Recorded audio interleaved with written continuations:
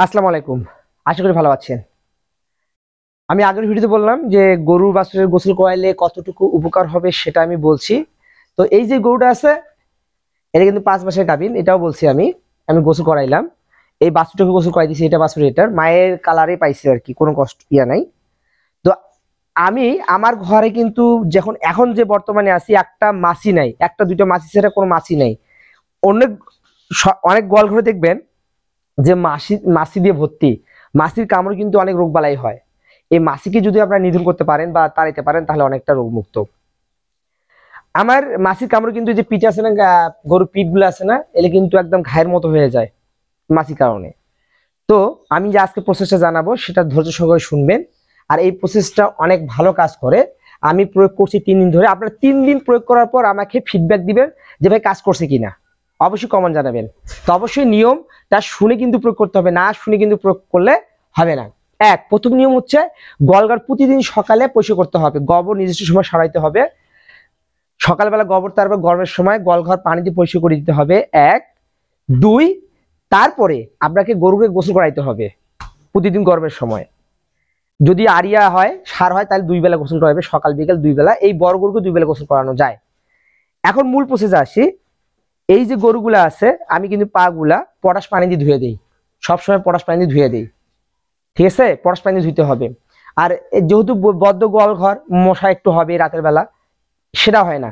আমি যে ঘষি গুঁড়া আছে, সেটা ঘষিটা ঘুরার পর ধূপ একটু দিয়ে ধোয়া দিই। ধোয়াটা কিন্তু সাবধানে দিবেন। আমি ধোয়া দিয়ে দাঁড়ায় থাকি, ধোয়া যখন গোল গোল হয়ে যায় সম্পূর্ণ বন্ধ করে দিই। তখন একটা আগুনের ভয় লাগে, সেটা দরকার নাই। ধোঁয়াটা হওয়া যাওয়ার পর বের করে ফেলবেন। 2 পাশে কয়েল দিবেন। এটা গেল। তো এখন যে প্রসেসটা প্রয়োগ করবেন, এই প্রসেসটা প্রয়োগ করার পর ইনশাল্লাহ আমার গোয়াল ঘরে দুর্গন্ধ চলে গেছে, দুর্গন্ধ থাকবে না। তার সাথে সাথে হচ্ছে আপনার মাছি মশা অনেকটা কমে যাবে। আপনারা জানেন যে গোয়াল ঘরে এই যে এটা হচ্ছে, কিন্তু দেখেন পাউডারটা নিচে কতটুকু পরিমাণ। এটা কিন্তু হচ্ছে ব্লিচিং পাউডার। যাক না, আমার 1 সপ্তাহে 70 টাকা বা 60 টাকা যাচ্ছে, সমস্যা নাই। আমার গরু সুস্থ থাকলেই হইলো।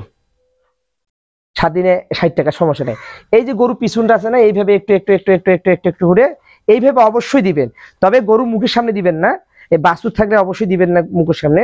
সেই বাছুরটা চাটলে সমস্যা নাই, তবে না দেওয়া ভালো। গোটা গোয়ালঘরটা এইভাবে দিবেন, যত বড় গোয়ালঘর আছে দেন।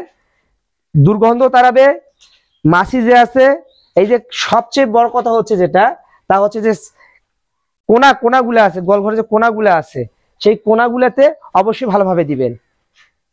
আমার যেহেতু ছাগল আছে, ছাগল এখানে থাকে, আমি ছাগলের জিনিসটা দেখাচ্ছি। আমার এখানে এই যে দেখেন, আমার এখানে ছাগল যেহেতু থাকে, আমি এই ছাগলের জায়গাটা তো একটু প্রয়োগ করতেছি।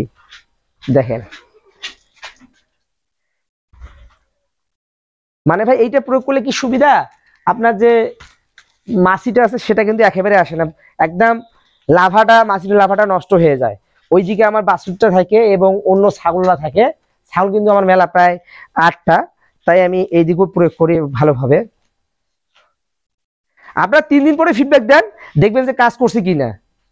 যার গোয়াল ঘরে বেশি মাছি, তারা কিন্তু এই প্রসেসটা করতে পারেন। এলে ফ্রি প্রসেস তো ভাই, এই জন্য কেউ নিতে চায় না। আর এই প্রসেসটা করার পর দেখবেন যে আপনার গোয়াল ঘরে মাছিটা কতটা কমে গেছে। আশা করি বুঝতে পারছে। আর যদি ভিডিওটি ভালো লেগে থাকে অবশ্যই সাবস্ক্রাইব করবেন। আর কোন ধরনের সমস্যার সম্মুখীন হচ্ছেন আমি যতটুকু পারি আপনাদের সাহায্য করব। তারপরও কমেন্ট করে জানাবেন যে কেমন লাগছে ভিডিওটা। আল্লাহ হাফেজ।